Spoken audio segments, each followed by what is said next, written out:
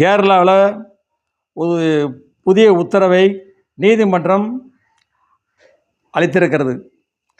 திருக்கோவில் நிர்வாகத்தில் அரசியல் தலையீடு இருக்கக்கூடாது.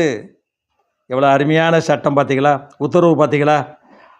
அதே மாதிரி தமிழ்நாட்டிலையும் கொண்டு வர வேண்டும். இங்கே உண்டியில் உள்ள பணம் எல்லாம் கோயில் அதிகாரிகளுக்கு கார் வாங்குவதற்கு பயன்படுத்துகிறார்கள். கேட்டால் இதுக்கு முன்னால் இருந்த ஆட்சிகள் எல்லாமே அப்படித்தான் நடந்து கொண்டது, அதைத்தான் நாங்கள் பின்பற்றுகிறோம். கொள்ளையடிப்பதில் கூட அவருக்கு முன்னால் அவர் கொள்ளையடித்தால் இப்போது நாங்கள் கொள்ளையடிக்கிறோம் என்பது போல் சொல்கிறார்கள். உண்டியல் பக்தர்கள் எதற்கு பணம் போடுகிறோம்? கோயில் திருப்பணிகளுக்கு பணம் போடுகிறோம். சமயபுரம் ஆத்தாளுக்காக போடுகிறோம், திருச்செந்தூர் முருகனுக்காக போடுகிறோம், திருப்பணிகளுக்காக போடுகிறோம், அன்னதானத்துக்கு போடுகிறோம், பராமரிப்புக்கு போடுகிறோம்.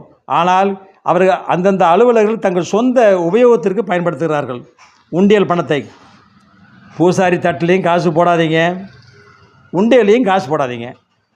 என்னதான் செய்யுது? பணத்தை கொண்டு போகிற பணத்தை நேராக திருப்பதியில் போட்டுருங்க.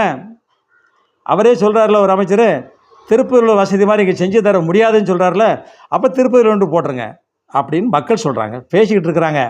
அதான் நான் சொல்கிறேன், எனக்கு இது வேலை கிடையாது, இதுதானே வேலை. அடுத்தபடியாக வரேன், அடுத்தபடியாக